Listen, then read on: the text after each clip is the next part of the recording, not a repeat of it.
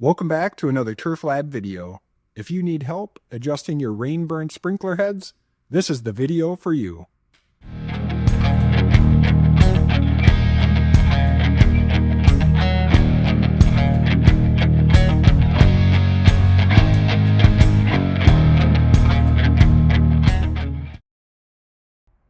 All right, so to make these rain bird adjustments very simple, the only tool we're going to need is a small flathead screwdriver, or you can actually go on and purchase the official rain bird adjustment tool. And I'll put an image right below here, and also a link to the Amazon purchase link down in the comments, but you really just need a little flat screwdriver. So when we're looking at the head of the sprinkler, it's going to have an arrow, and it's going to be pointing here. Bring that in so you can see it. And that is, of course, where the water is going to be spraying from when it pops up. So that we'll call the top of our head. So the first thing, when we look at our sprinkler, we can move this piece here, whether it's in the ground or in your hand, and we can move this top piece. You can hear it click, and then you hear it stop. And so if we turn it back to the left, we can hear it click and stop. So where it stops on our left, that's our hard stop for this sprinkler head. So when we put this in the ground, we want to make sure that our left-hand stop is exactly where we need it, because we can't adjust that on this sprinkler head. So most of the rain birds are like this. So you just want to be aware. So when we put this on the ground, if right here was where our concrete ended, or our concrete started, we put that there, and then we would adjust our right side to make sure this is spraying where we want it. So we have the arrow there. We can rotate it left. We hear the stop. Rotate it right. We hear the stop. And then the screws that we have on top here. So if you want to adjust the spray distance or the spray pattern, you screw in the screw that's in the arrow, and you would go clockwise to decrease, because when you screw that screw in tighter, it's going to be restricting the amount of water that's coming out of the hole. So if you want to make it spray further, you would screw it counterclockwise. And then the other one we have here, that also fits a flathead, this will actually adjust our right stopping point. So I mentioned before, we can't adjust the left. All we can do is rotate this to find where it goes. And then once we get it in the ground, we can turn this back flathead here. If we turn it to the positive side, it's going to increase. And if we turn it to the left or to the negative side, it's going to decrease. So if we start turning this into the negative side, you can hear it click each time. And so now, after we did 3 clicks, we take our head and it's on our right stop. It clicks right away. It doesn't go very far because now we've shrunk the radius of our spray. So just to recap, so our left side is always fixed. So when we put this in the ground, we want to align our left arrow, move this to the left or counterclockwise, and then make sure our arrow is aligned exactly where we want it. Then when we put this in the ground, then we can adjust our right hand stop using this back screw. So I am going to bring you guys outside and actually install this sprinkler, because I do need to replace a sprinkler head with this one. And so what I like to do before I put them in the ground is, of course, try and get my left stop and right stop as close to perfect as I can. And then once I have it in the ground, then I'll go back in and I'll fine tune the right stop.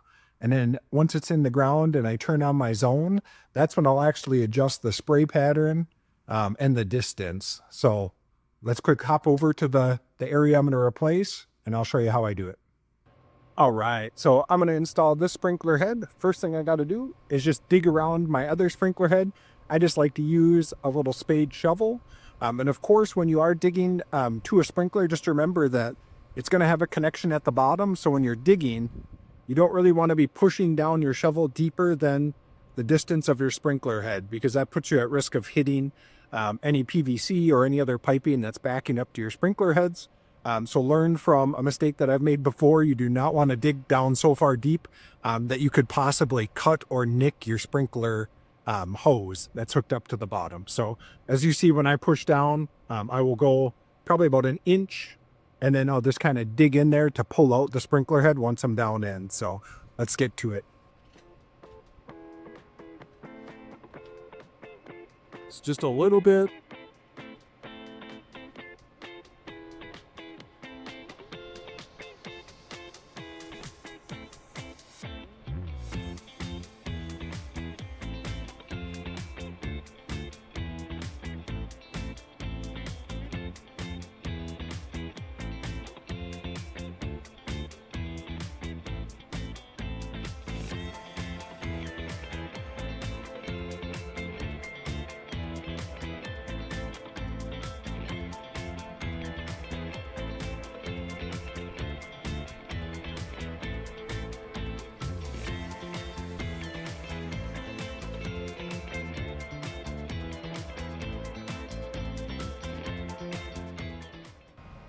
All right, so as you can see here, I have the sprinkler dug out. I can see the bottom of it. I could dig out further, but I don't need to because I don't need to actually touch the hose. As long as I can twist this sprinkler counterclockwise like this, then I can twist it off. I always try and make sure I don't have a lot of loose dirt because I don't want it falling in the hole. Go ahead and twist the sprinkler. Kind of was like that. Twist it off. And now once I have this off here, there's my little seat. So now I can just screw my new sprinkler head on there. And of course, when I screw it on, I want to make sure that my left arrow is going to line up with where I want my left stopping point. Because remember, we can adjust the right stopping point, but not the left.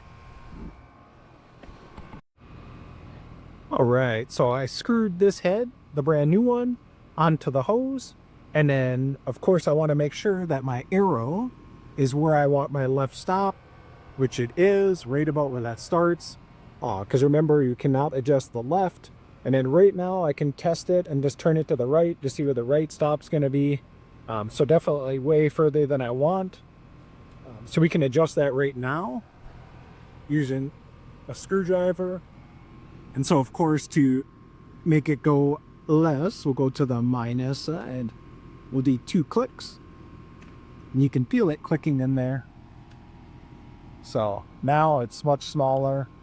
So it's basically a 1-click pony right now. So, and that is perfect for what we have over here for this space. So it's going to shoot. It's going to go off. Cover that area. And then, so of course, the front screw, I did mention this is where we're going to control how much water. I did tighten it because this one is a 19 to 30 foot spray. So by default, I do not want it spraying 30 feet back here.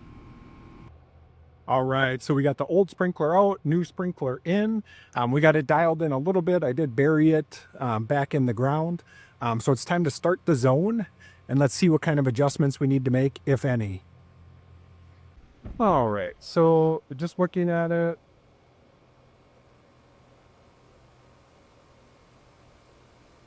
It could be spraying a little bit further to the right.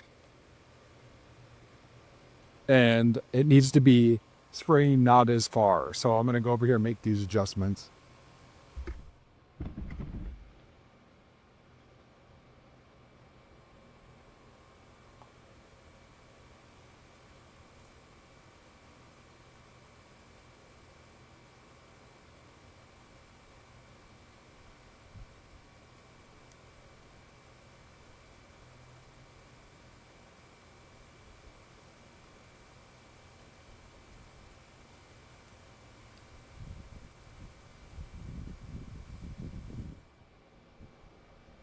All right, so as you can see, we screwed the screw in and now it's a wider spray pattern.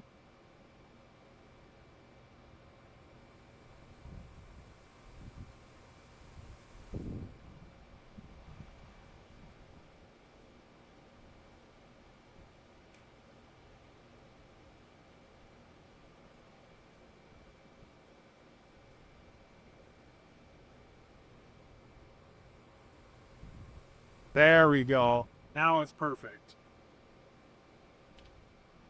So what we had to do on that, we needed to screw in the front screw in on the arc and stream adjustment. until it was a wider, shorter pattern. So that way it can cover a wider area over here. And then I did have to make it go to the right to adjust the right stop. So I turned that to the positive side just a little bit so that it would cover my area perfectly. All right, so we got our sprinkler head adjusted in the ground, tested it, and then just made some final micro adjustments on it. So just remember the rule of thumb, left stop first, get that adjustment in, then go ahead and adjust your spray distance and your spread pattern. And then last, your right stop, and you just turn that back screw just to get it dialed in perfectly. Thanks for checking out another TurfLab video. Take care.